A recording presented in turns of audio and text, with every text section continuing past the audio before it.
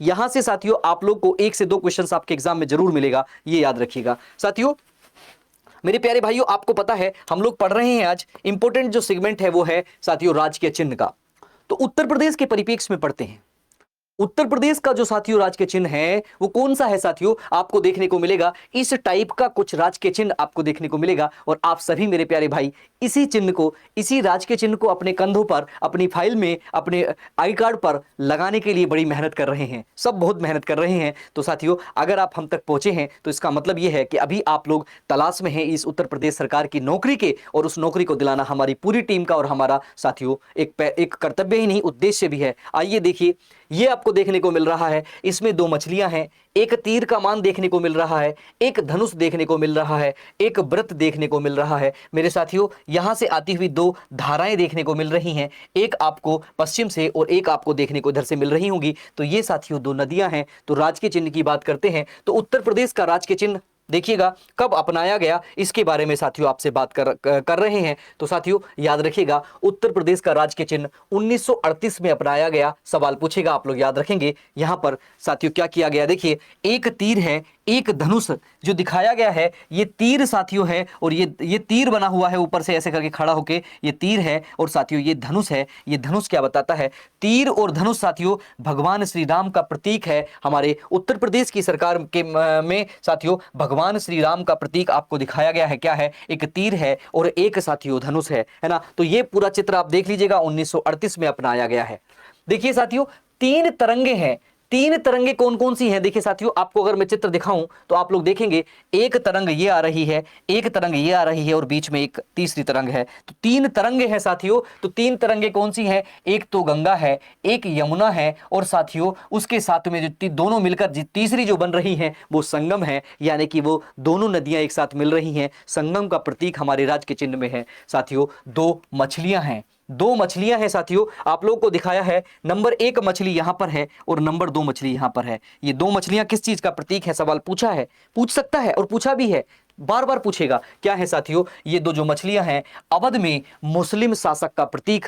अवध यानी कि उत्तर प्रदेश का नाम आपको पता ही है, पश्चिम प्रांत अवध एंड आगरा, और पश्चिमी प्रांत, और फिर उसके बाद अवध, और उसके बाद संयुक्त प्रांत, और उसके बाद उत्तर प्रदेश रखा गया। साथियों याद रखिएगा अवध में मुस्लिम शासकों का प्रतीक ये 2 मछलियां हैं। इस तक साथियों याद रखिएगा।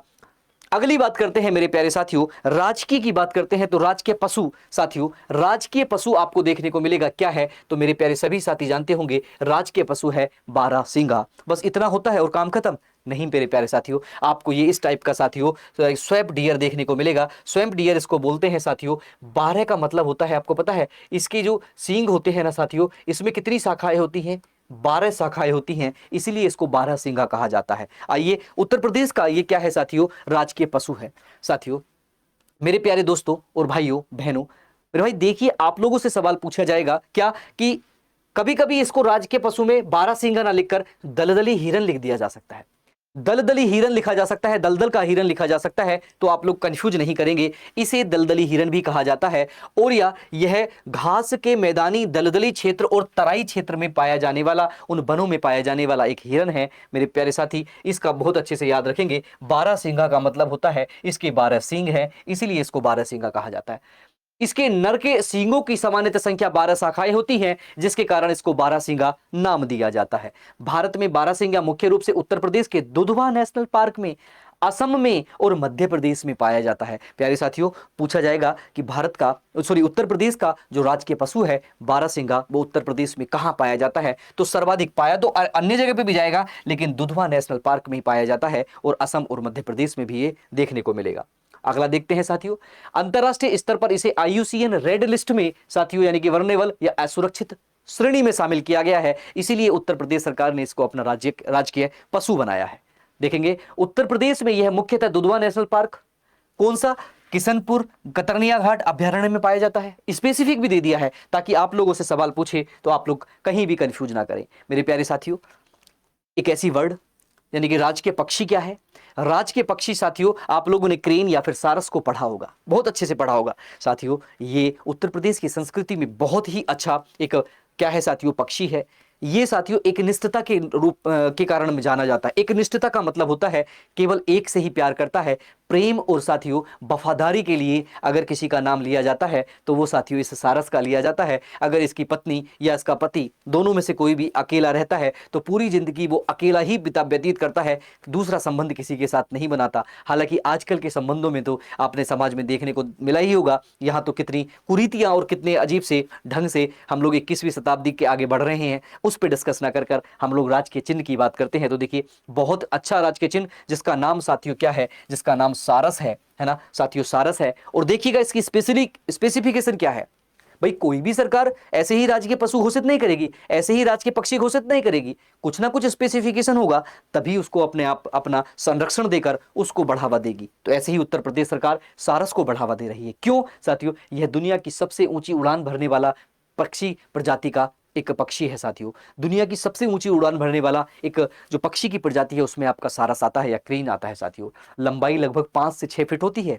इसको सारस या हंस भी बोलते हैं, कुछ कुछ अलग अलग तरीके से वैरायटी में हंस का भी इससे रिलेशन लगाया जाता है। साथ उत्तर प्रदेश में ये बड़ी संख्या में पाया जाता है, इसीलिए साथियों ये आपका उत्तर प्रदेश का राजकीय पक्षी है साथियों। यह अपनी आजन्म एकनिष्ठता के लिए प्रसिद्ध है साथियों, यानी जीवन भर केवल एक साथी के साथ रहता है। आजकल तो साथियों व्हाट्सएप और साथियों इंस्टाग्राम और अन्य अन्य चीजों का जमाना चल रहा है कि एकनिष्ठता तो यहाँ पर खोती ही जा रही है। एकनिष्ठ आदमी हो रहा है तो अवसाद का शिकार, बस यही। चलिए इसे भारतीय संस्कृति में साथियों देखिए, इसे भारतीय संस्कृति में प्रेम और वफादारी का प्रतीक माना जाता है, इसलिए उत्तर प्रदेश सरकार ने राजकीय बर्ड इसको घोषित किया है, पक्षी घोषित किया है।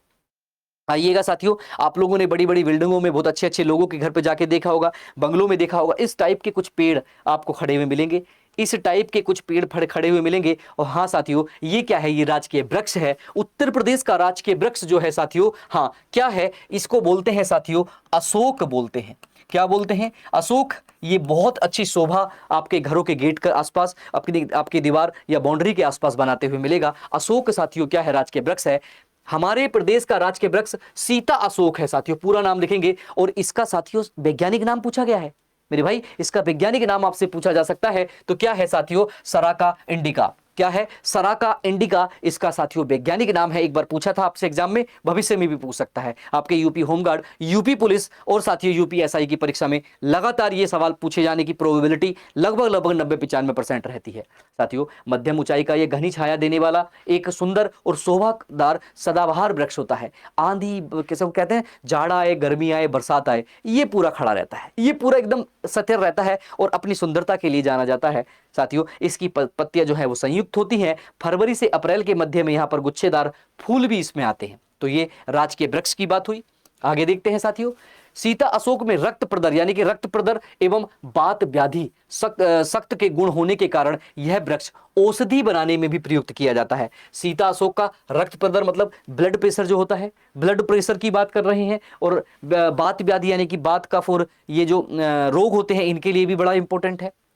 अशोक वृक्ष को हिंदू, बौद्ध और जैन धर्म में पवित्र माना जाता है साथियों। कई जगह पर आपने देखा होगा, कई जगह पर पीपल के पत्तों को नहीं पूजा, पीपल के पेड़ को पूजा जाता है, पीपल के पत्तों को नहीं पूजा जाता, आम के पत्तों को पूजा जाता है और अशोक के पत्तों को पूजा जाता है, क्योंकि हिंदू, जैन और बौद्ध धर्म में इसको पवित्र माना जाता है। और भारत का उत्तर प्रदेश राज्य का साथियों राजकीय क्या है? ये वृक्ष है। यह वृक्ष क्या है?